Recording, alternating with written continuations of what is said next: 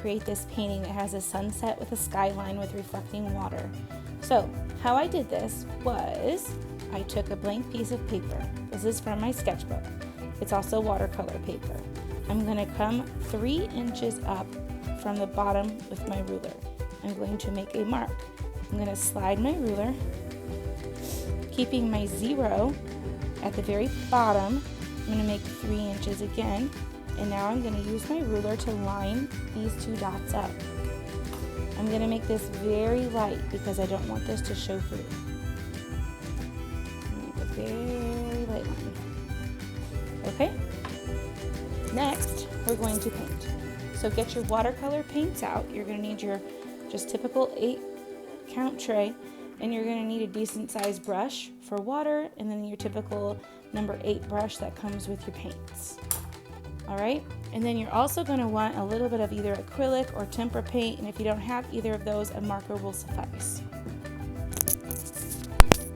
For this technique to work appropriately, we are going to take our watercolor tray.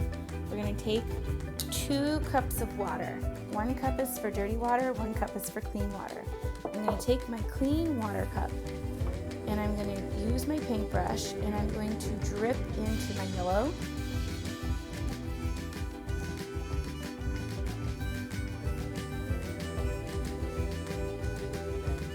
into my red,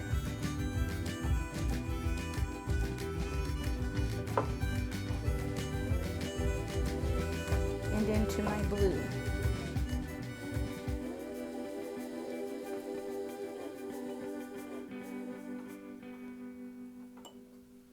Make sure that they're nice and wet.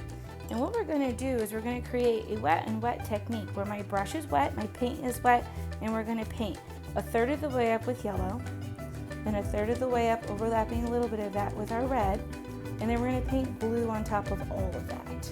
So that'll look like this.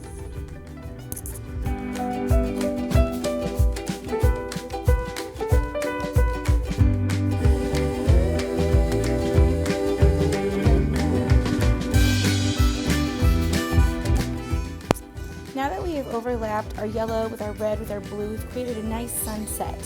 Now we're going to come down into the water area where the reflection is, and we're going to use what's called a wash. If you don't have a bigger brush, that's okay. You can keep using the brush you've been using, but make sure that you're very careful. We don't want to let this bar of the brush to drag into our paper. That's how you pelt it. But we're going to take water, and we're going to paint our painting with water first. So first, I'm going to take my painting, and I'm going to paint it with the water. This is going to create what's called a wash. Whoops.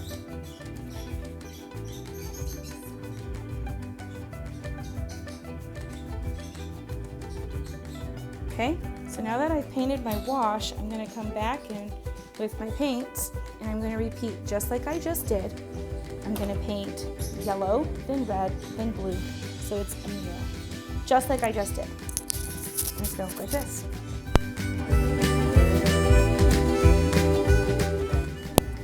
Alright, so now we have our painting that has our sky and our water painted, and it's very wet. We're going to move our paints aside. We're going to set our painting into a dry location, and then we're going to get out a piece of paper and a ruler. So clean your space up, make sure it's dry. For this next part, we're going to use a 3-inch strip of paper by the same length as what you have. So you're going to use your ruler to make that same 3-inch marking that you used when we made the beginning of our drawings. So it matches up right here. We're going to create our skyline, and I hand out like this online for you to be able to look at the different skyline types. You're going to pick your favorite skyline, and then you're going to draw it inside here, making your tallest building reach the top and your shortest building reach about halfway up, making it proportionate to what you have.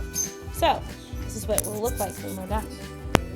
Now that I have traced out my Chicago skyline, see it's right here off of my template. Now that I've traced out my Chicago skyline, now I'm ready to cut it out. So I'm going to use my scissors, and I'm going to cut out my line, being very careful to make sure that I keep it all in one piece. Okay, so take yourself a second and cut out your skyline. Now that we've cut out our skyline, we're going to take our city skyline and we're going to line it up on our horizon. Our horizon is that 3-inch line that we drew in the very beginning. So I'm going to line my skyline up, and then I'm going to trace around it carefully.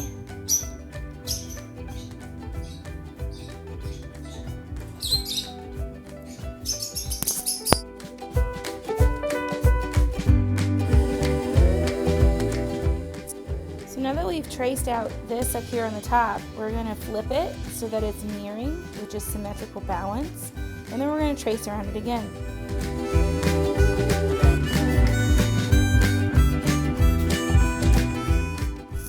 Now that I have carefully drawn in my skyline, I'm going to use acrylic paint.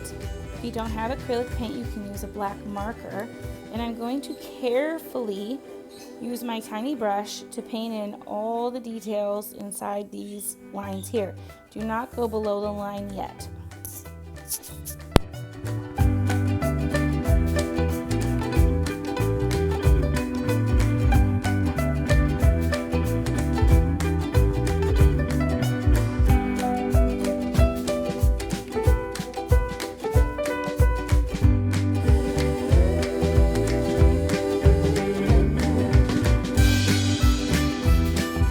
So we're going to use watercolor down here, and because it's in the water, it's okay if it's imperfect.